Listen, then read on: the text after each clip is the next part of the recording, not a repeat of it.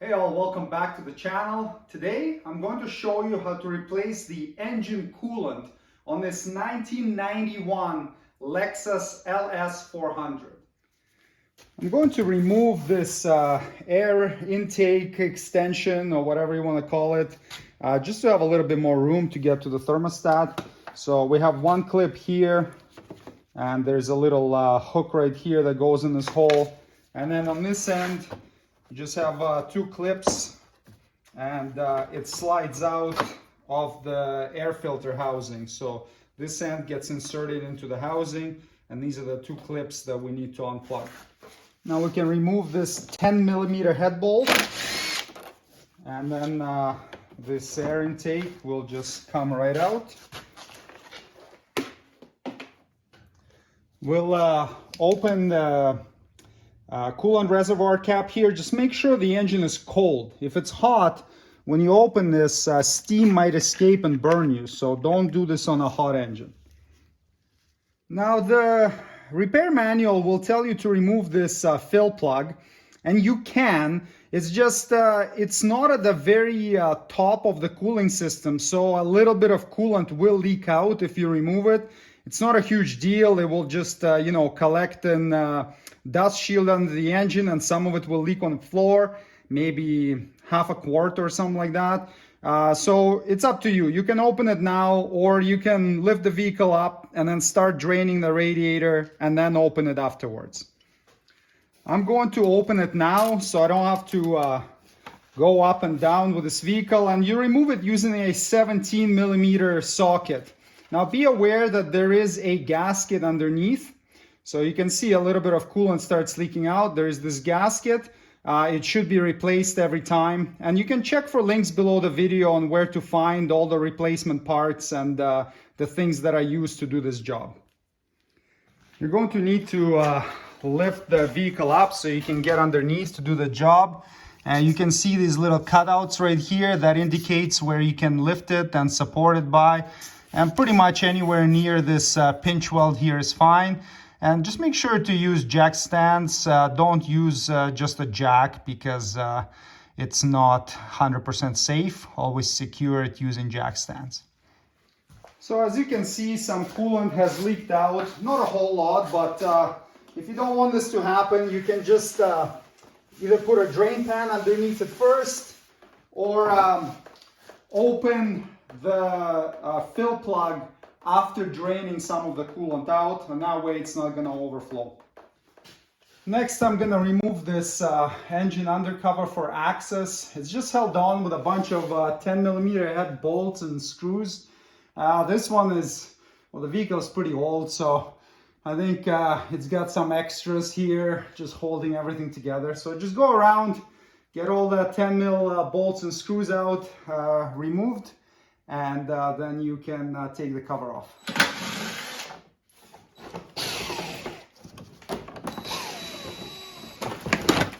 The radiator drain is located on the passenger side.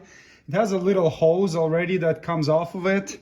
If your vehicle is pretty high, then when it's draining, it's gonna splatter everywhere. So you can remove this and install a longer piece of hose if you want, or just let it drain like that. So open it up and let the coolant drain out until the flow stops.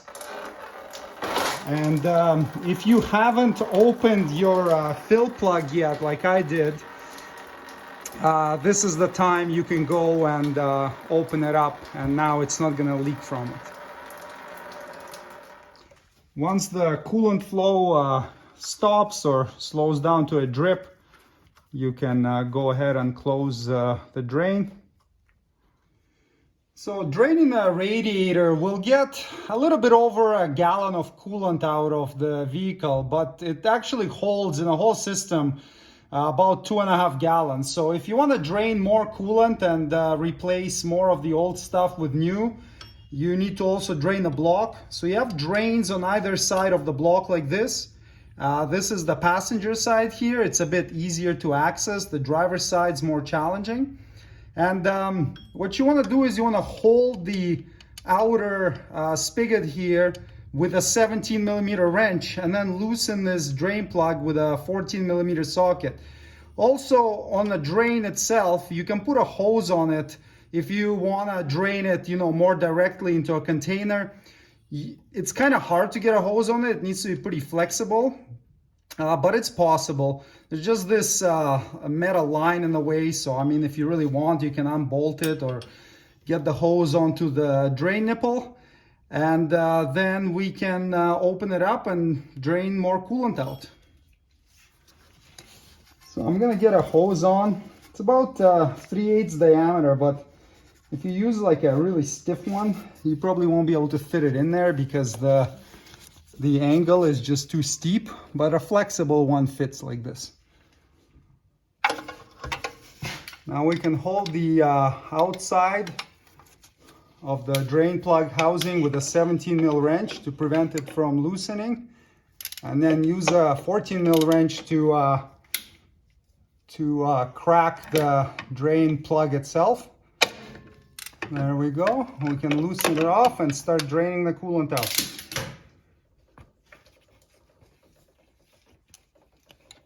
Once it's cracked loose, you don't need to hold the outside anymore. And you just open it up and let it start draining. So you can get a bunch more out this way. When coolant flow slows down to a drip or a small trickle, you can go ahead and tighten a 14mm drain plug. And torque it to 18 foot-pounds. Some people like to remove the drain plug and check it for like any debris on it. Usually they're fine. I haven't really seen one leak, but if you prefer, you can remove it and clean it up. And now you can remove your drain hose. Now there is a drain plug here on the driver's side as well. It's done exactly the same way. It's a bit harder to get to hold the outside of the drain spigot. Most of the times you don't need to hold it because it's screwed into the block pretty tight. Like, it's not difficult to get onto the drain plug itself, but if the whole assembly starts turning when you're loosening the drain plug, then you definitely need to hold it. So if you want to get all the coolant out, then drain this side as well, using exactly the same procedure. And once that's done, we can start putting the splash shield back on. Reinstall the shield under the engine with all the 10mm bolts and screws that we took off prior. Before filling with coolant, they want you to open the heater core valve. So just turn the blower on and then crank the temperature up all the way. And what that's going to do is open a valve that will allow the coolant to go into the heater core. And then you can shut the ignition off.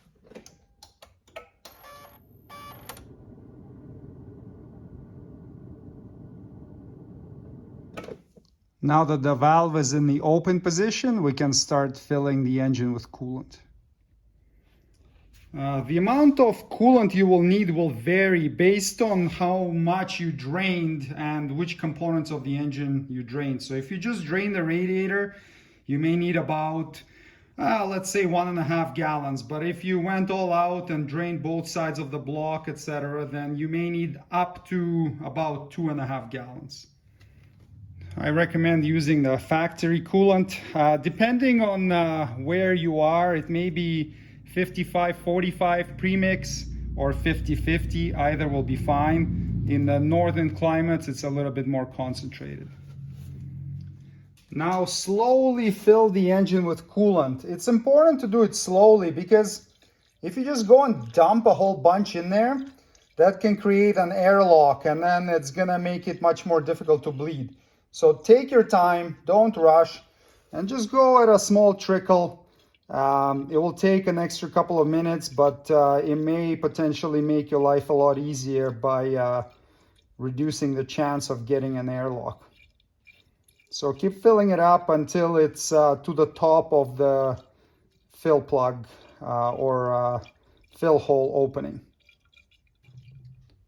As you're filling it, you might hear gurgling noises, and then you'll see the level of coolant rising in the reservoir on the right side there. So that's normal. Just keep filling it slowly, and eventually it will get to the top of the fill plug opening. Once the coolant is all the way up to the top of the filler hole there, we can take the funnel out.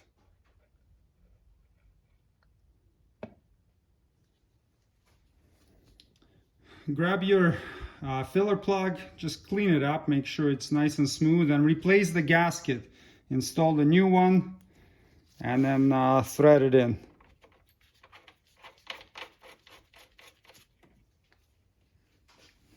Tighten to 33 foot-pounds.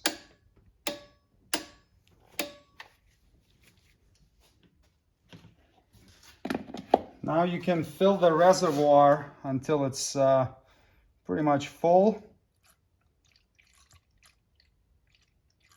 And then once it's full, we're gonna run the engine, and I want you to idle it for 10 minutes while keeping an eye on the coolant level and topping it up as needed. After idling, they want you to race the engine. So you'll need to race it at 2,000 to 3,000 RPM for 5 minutes with the cap closed. So we'll idle it with the cap open for 10 minutes, and then we will race it with the cap closed for 5, and then we'll shut it off and we'll adjust the coolant level. So it's almost full right now. I'm gonna go ahead and fire it up. I'm just gonna first reinstall this air intake assembly. We've got a 110mm bolt right here. Don't tighten it too much. About 5 foot-pounds or so. And then we have this cover. The end goes into the air filter box. And then we have the 2 clips right here. And then lastly, we have this little cover with a claw here, goes into the hole. And then we have a clip. Oh, clip dropped. We have a clip holding it on right here.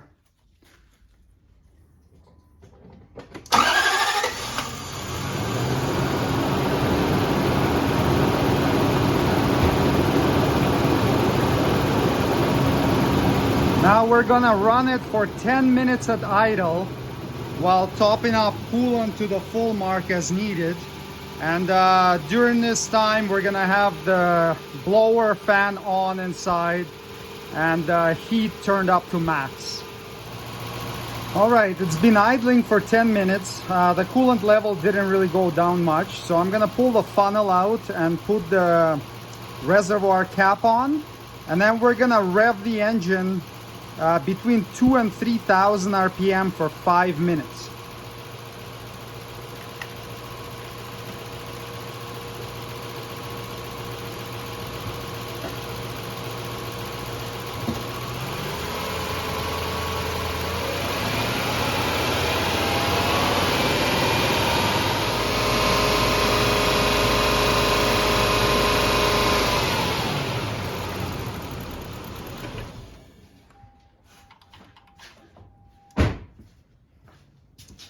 All right, so it's been raced for 5 minutes. As you can see, the coolant level did go down, so there was some air in the system and it bled out.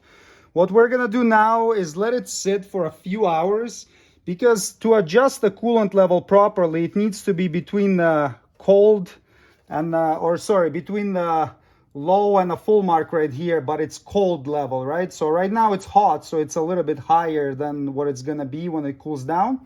So when it cools down, you can open the cap. Don't do it right now. Top it up to the high mark right here, and then you're done. The job is completed. Thanks for watching. Subscribe if you'd like to see more Lexus LS400 maintenance and repair videos. See you next time. Cheers.